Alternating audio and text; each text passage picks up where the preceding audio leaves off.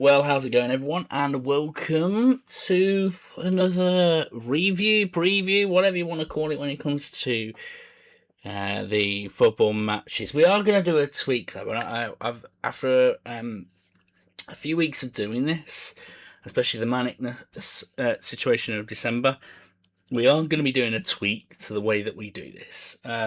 Reason being, well, there's a couple of reasons actually. Firstly, when it comes to the football that's going on, there is a lot that's going on, and sometimes there's so much content, it's really hard to sort of digest everything. And also that when it comes to the Fantasy Premier League, as much as I have a lot of knowledge, the luck hasn't gone my way, right? Let's be honest, it's been a car crash. I had 3 good weeks and it's been terrible ever since. And this isn't a comedy. We're just here to talk about football, talk about my second love, or first love actually, to be quite honest, and go from there. So the way in which we're going to do this is we're going to basically do, as a Thursday, just like a weekly review of everything that's happened, a sort of prediction of what's going to happen in the next game week, and that is it. And also, obviously, looking at any big stories and everything like that. Because actually, to be quite honest, when we're considering just those things, that's enough. Don't need to incorporate FPL into it. Now, does that mean that I'm going to be a Liverpool-only fan-made channel? Absolutely not. I'm still going to be focusing on the big stories from all the teams in the Premier League. The reason being is I see a lot of fan content where they end up being so focused on their own club and every injustice and everything like that, that they almost become blind to everything that's going on around them. And sometimes it's very easy to miss the big picture by focusing only on your favourite club. So I will be continuing to look at Premier League clubs and stuff going on in in and around it that I've got plans for, that I'm looking forward to showcasing with you. So that will go with everyone. We're just going to go straight into just doing football that's affecting the English top flight clubs, and that is it for now. So, with that in mind, let's jump into what happened in the last game week. Starting from the 24th of January. We are really racking up with these. So we started off with a lunchtime kickoff, and that lunchtime kickoff gave us a big result in Sunderland losing 3-1 to West Ham, and West Ham getting some much deserved points out of all of this. It was a bit of a shock, to be quite honest, but well played to West Ham. Sunderland, I had a feeling like they don't play that well away, but it was still a shock, still a surprise. Then we had surprise number 2, because Burnley versus Tottenham Hotspur, if you were just not considering the status of these clubs and where they should be in people's minds, this was a banger. Absolute banger. I think Tottenham Hotspur went ahead, then Burnley equalised, then Burnley went ahead, and then in the last couple of minutes, Tottenham Hotspur equalised right at the end. It was incredible, and Tottenham Hotspur's goals both came from defenders, so if you were thinking about FPL, which, fair enough, you did get some good points out of it, but there are still talking points to talk about it. Then we go to Fulham versus Brighton Hove Albion. This was one of those ones where Brighton actually got the lead. Fulham equalised, I think, in the second half, and then in the last kick of the game, a free kick nonetheless, Harry Wilson decided to go, do you know what, hold my beer, and went nuts, scored that goal, perfect. And we have Man City versus Wolves next, and in that match, Man City got that 2-0 win. Comfortable a bit for them. Wolverhampton Wanderers did put up a fight, but yeah, it was Man City's to win, really. Then we go to Bournemouth versus Liverpool. Bournemouth stormed into a 2-0 lead. Liverpool then got a goal back, got a second goal back through Bosley with a free kick, and then the last kick of the game through a long throw, Bournemouth got the winner. Then we move on to Sunday. What happened on Sunday? Well, Brentford versus Nottingham Forest. Nottingham Forest, a good performance away. Now, normally that would mean they'd pull away from the relegation dogfight, but we just had West Ham, so, there's still that battle that's going on. So they're still battling between themselves. Crystal Palace losing to Chelsea, 3-1 victory for Chelsea. Newcastle United and Aston Villa. Aston Villa getting a win. There's ramifications that are linked to Aston Villa winning, as there is with that other result where Manchester United beat Arsenal 3-2 at Arsenal. So last week we had where Arsenal got 1 point and Aston Villa and Man City got 0. And now they got 3. Arsenal got 0. We'll look at the ramifications a little bit later on. And then we finish off with a Monday match, which was Everton versus Leeds. It was a 1-1 draw. It was just how it was, nothing special, nothing incredible, but still, showing that Leeds have still got their class and Everton just keeping results going along. Nothing to worry about, but nothing too spectacular either. So now we're going to consider how that affects the table and the standings. And I said about ramifications. Take a look at that now. We now have a 4-point gap within the top 3. Arsenal, Manchester City and Villa. And Aston Villa, sorry. 4 points between them. And if we were to just go, do you know what? We're not even going to consider the names here. Ignore the names in the top 3. Just look at the points. 3 points for a win, 1 point for a draw, 0 points for a loss. You could easily say it's a 3-horse race for the title. Now, yes, Aston Villa have less squad depth than Manchester City and Arsenal, but they still have a squad. Still worth looking into. In a similar sort of vein, we've got an interesting 3-way fight for 4th place between Manchester United, Chelsea and Liverpool, constantly bouncing between themselves. Liverpool have lost a little bit of ground, but it's still 2 points between them all. And then have a look further down. From 7th down to 11th. Fulham, Brentford, Newcastle, Everton, Sunderland, 1 point between them all after 23 games. Further down, we got Brighton, we got Bournemouth with 30 points. Tottenham Hotspur and Crystal Palace just a little bit behind them. Leeds United and Forest just a little bit behind them. There we go. And here's the other thing. West Ham plugging away. Now, it does look like Wolverhampton Wanderers with a 17-point gap from then to 17th. It's going to be one hell of a run if they end up surviving. The bottom 3 basically get relegated down to the Championship, where they have to basically fight for the honour of coming back to the top table. And Burnley, they're starting to get cut adrift as well with 10 points. It gets a little bit tricky for them. Now, I mentioned about the Championship. If you guys aren't aware of what goes on in the Championship, don't worry. It'll probably be about late February, March time. We'll start to consider the Championship because that's when the Championship gets to its twilight, where we can start to consider, right, who are the teams in the Championship that are looking to get into the promotion that we're going to be potentially considering next season. So that is what happened over the weekend. But there's more than what happens over the weekend, isn't there? So let's have a look now at Wednesday, yesterday, as of time of recording, because what we had was the last day of the Champions League stage. This is the opportunity to see who's going to be playing extra matches in this competition and moving ahead. Now, it's one of these interesting conundrums, right, that you kind of do want to be playing more. You obviously want to be playing more matches in a tournament because that means that you're further along in the tournament. But you don't want to be playing too many because then you end up exhausting your team. And the way in which it works is that the top 8 in the league phase will basically have a bye, have a skip to the next tournament. So how it works is they go straight from the league phase to a playoff phase and then a knockout phase.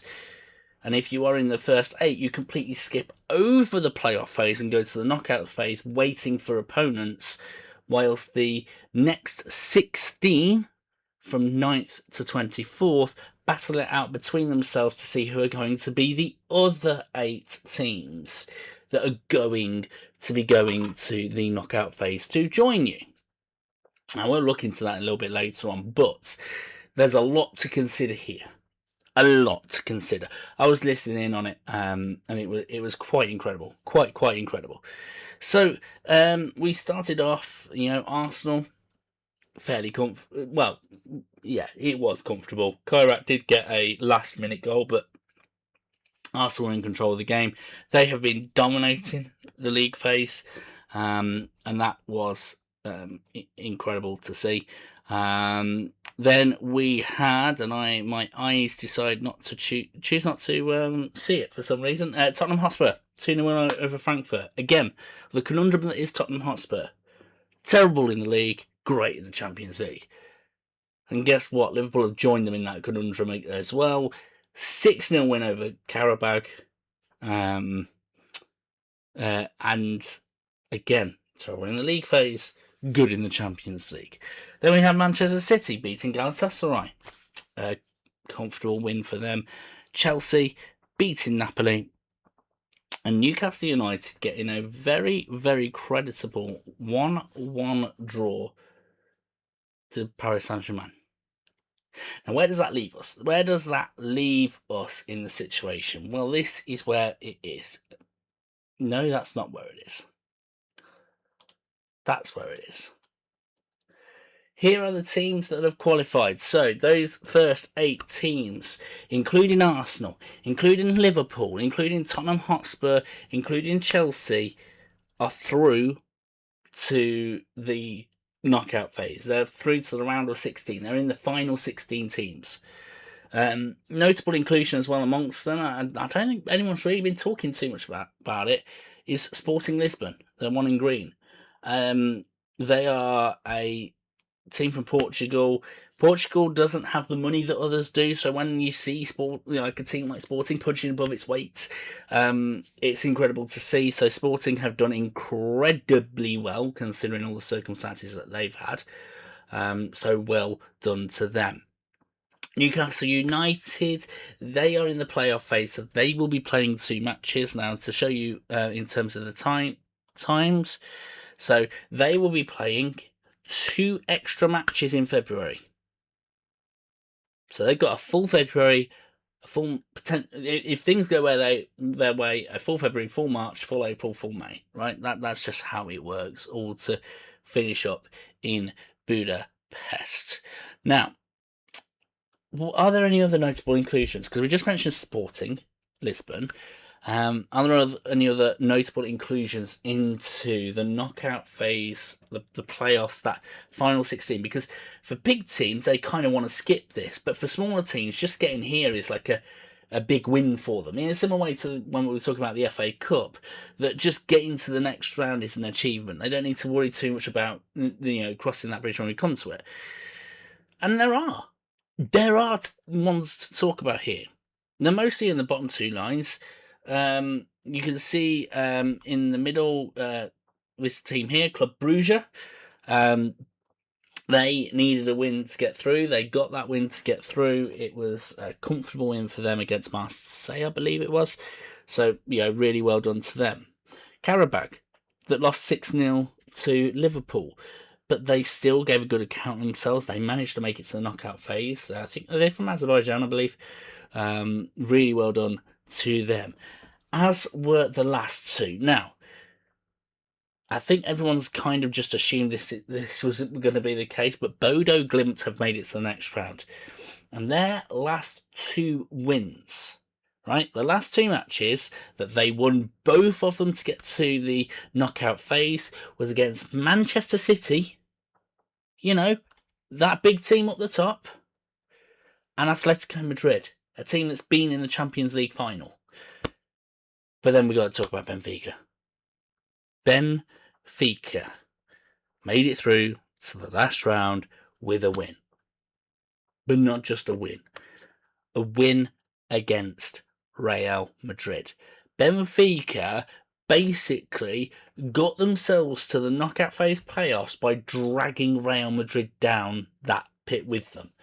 So really well done to Benfica. In terms of how this ends up looking, we've now got a bit of a shape up as to this. So the way in which it's going to work is that, they've got the matches that you can see on the far left and the far right. The top 8 you can see. I've skipped that, and basically you always want to be on the lower part of the ties. So Bayern Munich Arsenal have got the comfortable bit because they will be playing the second leg at home. And you're probably like going, what on earth does that mean? Well, 2 legs that they play. So we spoke about this a little bit in the League Cup, right? So let's use Bayern Munich and Arsenal. Let's say Bayern Munich and Arsenal play against each other. And then, Arsenal, they'll play one game at Bayern Munich, they'll play one game at Arsenal. You want to be playing that second leg at your ground, because the amount of times that there have been comebacks by the team that plays the second match at home is like nothing else, because they're sucking the ball in when it really, really matters. It's that thing of, your back's up against the wall, but you've got your fans behind you. That's the kind of thing that we're talking about here. Now, this is what's happening in the Champions League. It's a similar sort of scenario what's going on with the Europa League right now. And they are currently playing live. You can see Aston Villa are playing. They are losing to Red Bull Salzburg right now. So are Nottingham Forest, who are beating Ferencváros. And we will obviously consider all of that. Now, let's start really looking into the teams as we start previewing the weekend's fixtures. So let's have Brighton Hove Albion versus Everton. Again, we were talking about this earlier. Unspectacular teams, but they are showing their class. Really, really good from them. Really well done. Then we've got Leeds United versus Arsenal. Leeds with the surprising good run that's been going on since the start of the year. Arsenal with a little bit of a blip going on right now. A draw against Nottingham Forest. Losing against Manchester United. Little bit concerning. Could be interesting. I still think Arsenal will comfortable here, but again, this is where Arsenal need to restart their season, restart everything, so to ensure they keep that lead. But Leeds aren't going to be easy to deal with. Then we have Wolverhampton Wanderers versus Bournemouth. Wolverhampton Wanderers are well organised. I'm happy with the way that they are. It is at Wolverhampton. I think it's going to be a draw. I actually think it's going to be a draw. I have no idea why, but I think it's going to be a draw. Then we have Chelsea versus West Ham United. Chelsea will be buoyed by what's happened in the Champions League. They got a good win against Crystal Palace. So they'll be playing with West Ham with a little bit of hope, let's say. But West Ham also had a good result against Sunderland. It's at Chelsea. I'm going to give the advantage to Chelsea 2-0, something like that. We then have Liverpool versus Newcastle. Newcastle and Liverpool both lost at the weekend, but both of them got good results on the Wednesday. The draw for Newcastle United against Paris Saint-Germain, and Liverpool getting that win against Karabag. But Liverpool do have an injury. Frimpong did get injured. That does provide a concern, because we now basically have no right backs. We have one centre back. We got Kirkes. We do have Robertson. I don't know what they're going to do. Maybe it is going to be midfielders at the back. Liverpool are vulnerable. I'm worried and concerned, because, and especially with Newcastle's attack. My head is ruling this and my heart aches. I'm going to say this, but I think Newcastle could get something here. Possibly even a win. I'm worried. I'm really, really worried about this. So, yeah, I'm gonna say I think Newcastle could win this against Liverpool, and I can't believe I'm saying this, but yeah. Anyway, let's move on. Sunday, the first day of February, Aston Villa versus Brentford. Aston Villa restarted their campaign against Newcastle. They've done well, so yeah. I think it's going to be a narrow win. 1-0 win over Brentford, maybe, something like that for Aston Villa. I think that's fair. Manchester United versus Fulham. Manchester United. This hurts my heart as well, on a good run. Now that Michael Carrick's in charge, look more organised, look more in control. Old Trafford's going to be on their side. I think it's going to be a win for them. Nottingham Forest versus Crystal Palace. A little bit of a rivalry between them, given the fact that Crystal Palace don't like what Forest did at the start of the season and the little spiciness between them. Maybe that might go into their favour. Let's go for a Crystal Palace win. A little bit of feistiness will be in this one, I think. Wouldn't be surprised if there's a red card, especially. Tottenham Hotspur versus Manchester City now, and Tottenham have been bad in the league. But Man City were good against Wolves, Tottenham were bad against Burnley, but Tottenham arguably performed better against Frankfurt than Man City did against Galatasaray. I think the 4-point difference between Man City and Arsenal will fire them up, and depending on how Arsenal do, if Arsenal get a draw against Leeds, Man City could be fired up. I'm going to give the advantage to Manchester City because I think they will just about get the win. And lastly, we have a match on Monday. I don't think we've got a match on Tuesday, have we? No. So just a match on Monday. Sunderland versus Burnley. Yeah, Sunderland win for that one. That is going to be how it is. I think in terms of like sort of the way in which this league is coming, we've got a lot still to look forward to.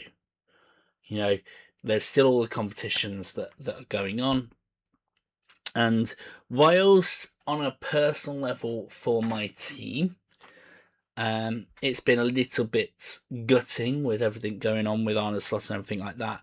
I think it's safe to say that when it comes to the Premier League, all controversies and things like that aside, this has been one of the most exciting ones I've known for a while. This reminds me of the days, and if you don't know your football, you might have to Google search this. Reminds me of the year that Swansea City first got promoted into the Premier League, where everyone could beat everyone. No one really understood what was going on. You know, there was a madness going on everywhere. That's the feeling I'm getting now when it comes to the Premier League, and I'm loving it. I am loving what's coming up ahead, and I hope you guys are too.